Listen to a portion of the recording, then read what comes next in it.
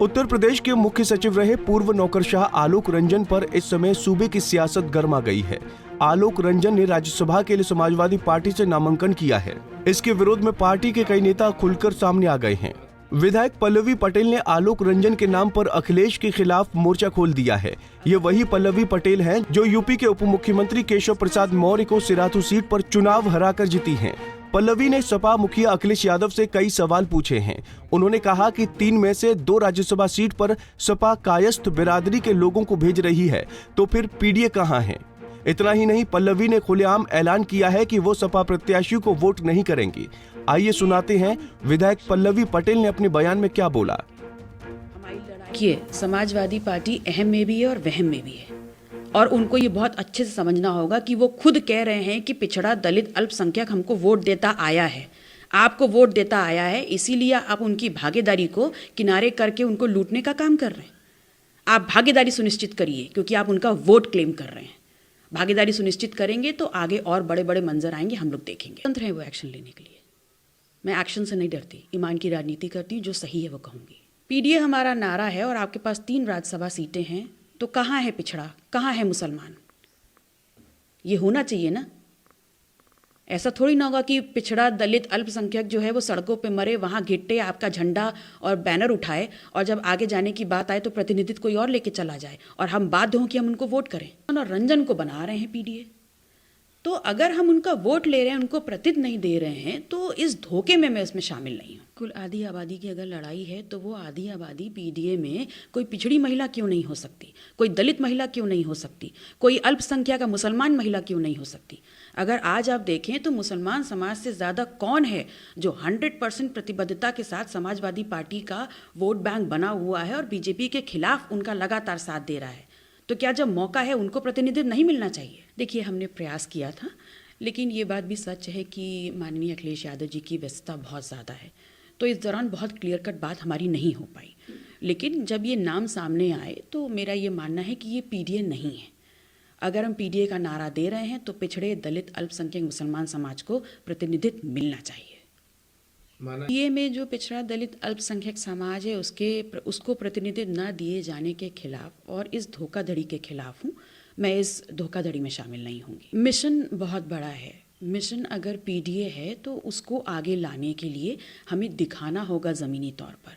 हम सिर्फ उनको वोट बैंक की तरह या उनको क्षेत्रों में रगड़ने के लिए और लड़ने के लिए नहीं छोड़ सकते। जब मौका है कि आप इन लोगों को आगे बढ़ा सकते हैं तो सबसे पहले उनको प्रतिनिधित्व मिलना चाहिए। सिर्फ बात इतनी सी है। ऐसी किसी से बात तो नहीं हुई, लेकिन मैं ये आह्वान ज़रूर करूँगी कि चाहे कांग्रेस हो, चाहे समाजवादी पार्टी हो, चाहे बसपा हो, इन सभी संगठनों में जो भी गैरतमंद लोग हैं और जो इस विचारधारा में पीडीए में विश्वास रखते हैं, उनको इस धोखे के खिलाफ आकर के प्रतिकार करना चाहिए। तो आपका जो सुना आपने, विधायक पल्लवी पटेल साफ कह रही हैं कि पिछड़े दलित और अल्पसंख्यकों के साथ सपा धोखा कर रही है। वो अखिलेश यादव के इस धोखे की सियासत में शामिल नहीं रहेंगे। इतना ही नहीं, आधी आबादी की बात पर पल्लवी ने सवाल किया कि पिछड़े दलित और मुस्लिम वर्ग में भी पढ़ी लिखी महिलाएं हैं, उनको क्यों उच्च सदन नहीं भेजा जा सकता? वर्तमान जो बात हम कर रहे हैं वो नैतिकता और ईमानदारी की बात है, और रही बात गठबंधन की, तो गठबंधन का नेतृत्व और जो निर्णय होगा वो राजमाता कृष्णा पटेल जी ही करेंगी। हम विपक्ष में थे, हैं और रहेंगे। हमारी लड़ाई मुद्दों पर है और बहुत ही क्लियर कट है विचारधारा की। हम लगातार लड़ रहे हैं और आगे भी लड़ेंगे। देखिए, स्वामी प्रसाद मौर्य जी से लगातार मेरा संपर्क बना हुआ है और सामाजिक न्याय की लड़ाई लड़ने वाले एक बहुत ही कद्दावर नेता हैं वो।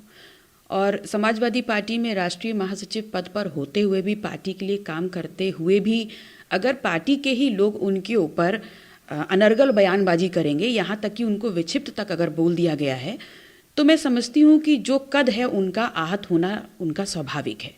और हमें इस बात पर जो है लगाम लगानी होगी, स्टॉप लगाना होगा कि अगर हमारे पार्टी का कोई ऑफिस बेयरर है, पद पे है और उसका एक बहुत बड़ा कद है और समाज में एक प्रतिष्ठा है, तो उनके खिलाफ जो अनर्गल बयानबाजी है उस पर स्टॉप क्यों नहीं लग रहा है? कौन करवा रहा है इसको?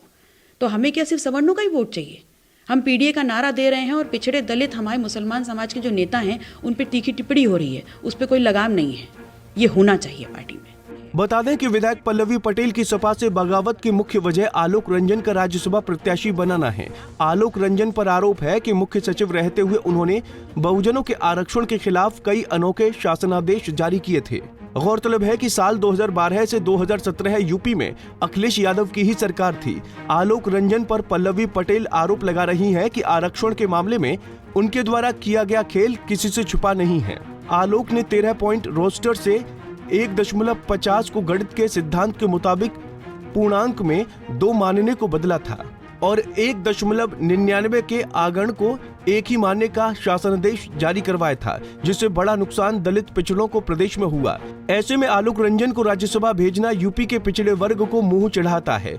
वहीं जिसे मनुवादी पार्टी कहते हैं, उस बीजेपी ने यूपी से 4 ओबीसी, 1 ब्राह्मण, 1 राजपूत और 1 जैन अल्पसंख्यक को राज्यसभा भेजा है। अब मनुवादी सोच किसकी, ये खुद अखिलेश यादव तय कर लें। Bureau report, Punjab Kesari TV. हमसे जुड़े रहने के लिए हमारे YouTube चैनल को सब्सक्राइब करें और नई वीडियो की नोटिफिकेशन के लिए बेल आइकॉन को दबाएं।